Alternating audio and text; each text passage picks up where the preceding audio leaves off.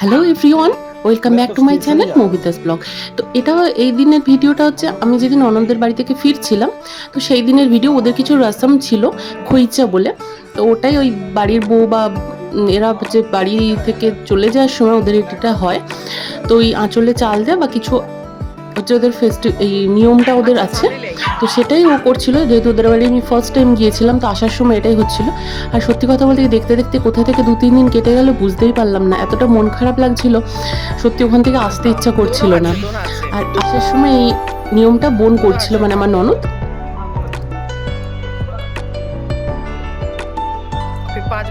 তো সত্যি কথা বলতে কি কোনোদিন আমি এরকম নিয়ম দেখিনি, তো বেশ ভালোই লাগছিল। আর আমার মেয়েকে দেখতে পাচ্ছ, সকাল সকাল আমাদের ট্রেন ছিল 9:30 এরকম হবে। তো সেই জন্য আমরা বেরিয়ে পড়েছিলাম স্নান টান করে রেডি হয়ে। তো আসার বেরোনোর সময় বোন এটা করেছিল, এটাকে মেবি খইচা বলে, হ্যাঁ খইচা বলে। তো ওই আঁচলে চাল দেয়া আর টাকা দেয়া বা যে যেটা দিতে পারে, তো এরকম কিছু নিয়ম ছিল। আর ও কিছু জিনিসপত্র কিনেছিল আমার ছেলে মেয়ে আমার সবার জন্য, তো সেটাও একসাথে দিয়ে দিয়েছিল।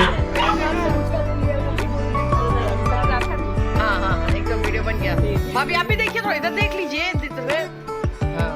एक नंबर।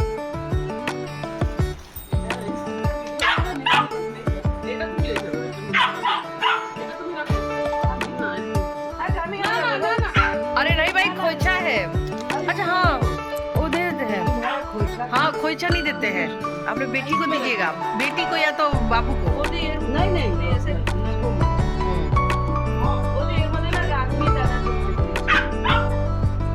इसमें दिखा दे प्लास्टिक में क्या क्या है।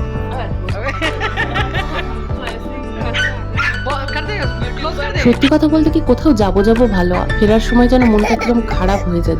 যাবো একটা আনন্দ থাকে। আর বাচ্চাগুলো না ওরা আলাদা হয়ে যাচ্ছে, ওদের যেন ভীষণই মন খারাপ। একসাথে 3 জনে খেলা করছিল, বেশ আল্লাহরও খুব মনটা খারাপ হয়ে গেছে আমরা চলে আসছি বলে। তাই ও জোর করে মামা ঘর যায়েঙ্গে বলে ও আমাদেরকে এগোতে এসেছে।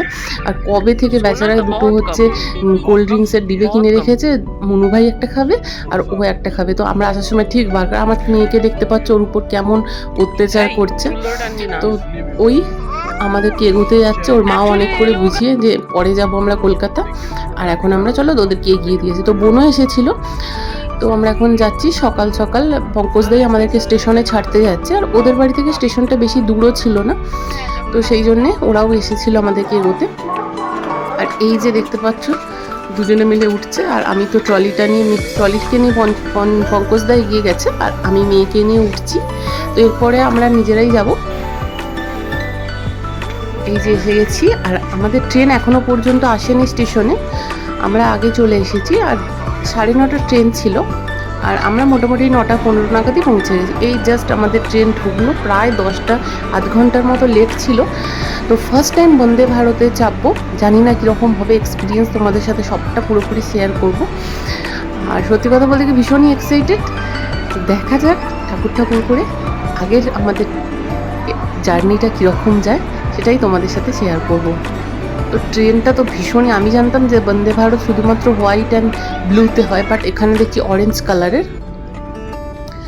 তো এখন আমরা প্রায় অনেকটা চলে এসেছি। আর আমার মেয়ে দেখো টিপ নিয়ে খেলা করছে, আমাকে টিপ পড়তেও কখনোই দেয় না। আর ও উল্টো দিকে যে বসার যেখানে খাবার খায় ও সেখানে বসে আছে। আমাদের 3 জনেরই সিট নেওয়া ছিল, 3টে।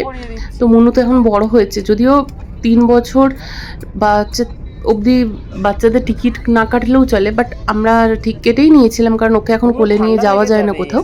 আর ও আরামসে বসে আছে। সব থেকে বন্দে ভারতে যেটা আমার ভালো লেগেছে, সত্যি কথা বলতে কি এসি কোচে তো অনেকবারই চেপেছি, বাট বন্দে ভারত সত্যি কথা বলতে কি ভীষণই নিট অ্যান্ড ক্লিন, এতটা পরিষ্কার পরিচ্ছন্ন আমার মনে হয় কারোর বাড়িও এত পরিষ্কার পরিচ্ছন্ন হয় না। যাই হোক, মজার কথা। আর ভেতরটা সত্যি খুব সুন্দর, যেমনটা দেখেছিলাম ঠিক একদম সেই রকমই।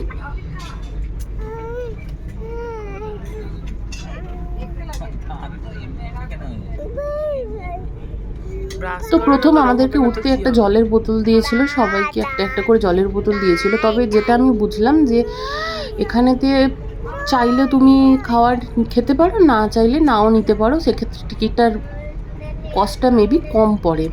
যেটা আমার হাজব্যান্ড আমায় বলল।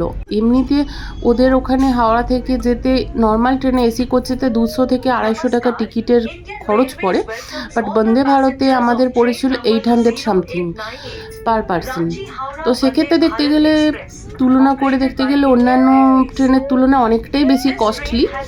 আর যদি কথা বলা যায় স্পিডের ব্যাপারে বিশ্বাস করো, অন্যান্য এক্সপ্রেস ট্রেনেও যেরকম সেম বন্দে ভারতেও কিচ্ছু পার্থক্য আমি অন্তত বুঝতে পারিনি। অ্যাকচুয়ালি লাইন তো কম না, তো সেক্ষেত্রে ট্রেনের স্পিড আসবে কী করে যদি ট্রেন সিগন্যালই না পায়? তো সেক্ষেত্রে স্পিড সেম। আমরা অ্যাকচুয়ালি আরও এই ট্রেনটা ওঠার আরেকটা কারণ ছিল, আমার হাজব্যান্ডের আজকে অফিস আছে, তো বাড়ি গিয়ে আমাদের টাইম ছিল 1টায় হাওড়া পৌঁছে যা। তো সেক্ষেত্রে ও বলেছিল ঠিক আছে আমি বাড়ি গিয়ে অফিস করতে পারবো, কারণ হাওড়া থেকে আমাদের বাড়ি বেশিক্ষণ লাগে না। বাট ট্রেনটা পুরোপুরি 1 ঘন্টা 1.5 ঘন্টার মতো লেট ছিল, এবং প্রায় প্রত্যেকটা প্রত্যেকটা বলবো না, ভুল, বাট অনেক প্ল্যাটফর্মেতে দাঁড়িয়েছিল। যেমন বাগনান যেটা প্ল্যাটফর্ম না, তাও ওখানেতেও প্রায় অনেকটা সময় দাঁড়িয়েছিল। তো সম্পূর্ণ ডিপেন্ড করছে সিগন্যালের উপর।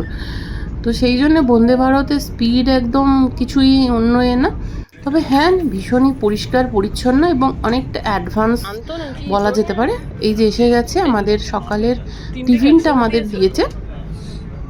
আর টিফিনে কি আছে, আমার বড় হচ্ছে একটা ভেজ আর বাকি দুটো ননভেজ অর্ডার করেছিল। তো ননভেজটা হচ্ছে আমার ছেলেকে দেওয়া হয়েছে, আর ভেজটা আমরা নিয়েছিলাম, আর ভেজ আমরা মোটামুটি মিলিয়ে মিশিয়ে খেয়েছিলাম। তো যেহেতু দুটো ননভেজ ছিল, ননভেজেতে ছিল ডিম আর ভেজেতে ছিল হচ্ছে ভেজ কাটলেট। এই হচ্ছে, আর বাকি সব কিছু দেখতে পাচ্ছ। এটাই হচ্ছে টিফিন। খেতে ভালোবাসিস? তো তাহলে চলো তোমাদের খুলে দেখাই কি কি আছে। এই যে এটা ভেজ কাটলেট, আর হচ্ছে ওই বাকি সব দেখতেই পাচ্ছ।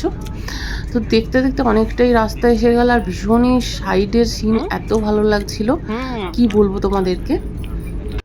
তো মেয়েটা ভীষণই দুষ্টুমি করছিল, ওকে নিয়ে বসে থাকা ভীষণই ডিফিকাল্ট হচ্ছিল। কখনো কখনো নিচে নেমে যাচ্ছে, কখনো উঠে পড়ছে। অ্যাকচুয়ালি ঘুমালে একটু আমি আরামে সাইডের মজা নিয়ে দেখতে দেখতে যেতে পারি। তো মুনু খাওয়া শুরু করে দিয়েছে, ওর খিদে পেয়েছিল বেচারা, সকালবেলা সেরকম কিছু খায়নি, শুধু দুধ খেয়েছিল।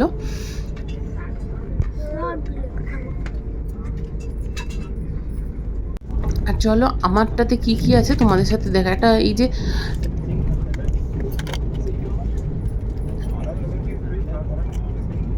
সব গরম আছে, ডিম আছে, সব থেকে ভালো কথা অনেক ভেজিটেবলস বয়েল করে আছে, আর এই যে ব্রেড আছে।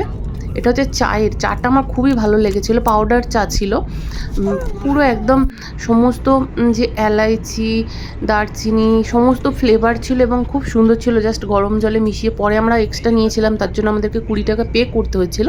মেয়েটা ঘুমিয়ে গেছে, তো আমি একটা মোটা দেখে অন্য টাইপ নিয়েছিলাম, এটা আমি শান্তিনিকেতন থেকে কিনেছিলাম। তো ওটা জানতাম যে ওর এসিতে ঠান্ডা লাগবে, সেই জন্য ওকে ভালো করে ঢাকা দিয়ে দিয়েছি যাতে ও আরামসে ঘুমায়। তো সত্যি কথা বলতে কি, বাইরে গেলে বাচ্চাদের নিয়ে গেলে আমাদের মায়েদের অনেকই চিন্তা থাকে এবং অনেক চিন্তা ভাবনা করে বেরোতে হয়, যাতে আমাদের আনন্দের জন্য ওদের কষ্ট না হয়, ওরাও যেন সেমভাবে আমাদের সাথেও আনন্দ করতে পারে। তো যাই হোক, দেখতে দেখতে অনেকটা সময় ছিল, মেয়েটা ঘুমিয়েছে একটু, আমি শান্তিতে। এবার আমাদের সমাজ টিফিন হয়ে গেছে, এবার মুনুর তো একটার পর একটা। আর আমরা বাইরে বেরোলে না, মুনুও যেমন এটা সেটা থেকে বায়না করে, ওর বাবাও সেম, যেটাই দেখবে সেটাই ওর মনে হয় কিনি, সেটাই খাই। তো সব রুম আমাদের এটাতে এতটাই নিস্তব্ধ ছিল না, পিন অবসেসড, একদম সাইলেন্স, ভীষণই মনে হচ্ছিল যেন এক্সাম দিচ্ছি। তো এটা দেখতে পাচ্ছি, এটা কোন ব্রিজ? এটা হচ্ছে কোলাঘাটের ব্রিজটা আমরা ক্রস করছিলাম, আর আমি মনুকে বলছিলাম যে এই নদীটা মামাবাড়ির ওখান দিয়ে গেছে। কোলাঘাটে জল থাকবে না কি থাকবে?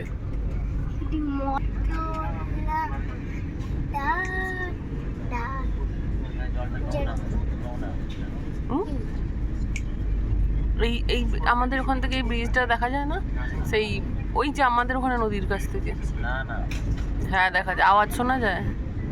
এখান দিয়ে ট্রেন পাস হলে আওয়াজ শোনা যায়, জানো? লাইট জ্বলে, লাইটটাও দেখা যায়। এখানে প্রচুর ফুল চাষ হয়, ফুল চাষের জন্য জায়গাটা।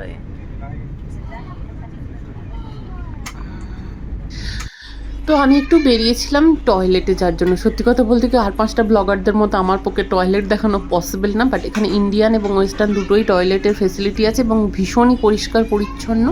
এবং সবথেকে ভালো কথা যেটা, কলগুলো থেকে ট্যাপগুলো থেকে জল আসছে এবং প্রপার ওয়েতে আসছে, সব কিছু ভীষণই পরিষ্কার পরিচ্ছন্ন।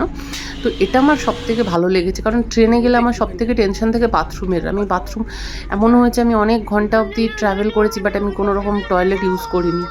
তো এটা একটা ভালো দিক যে হ্যাঁ, টয়লেটটা ভীষণই সুন্দর পরিষ্কার পরিচ্ছন্ন।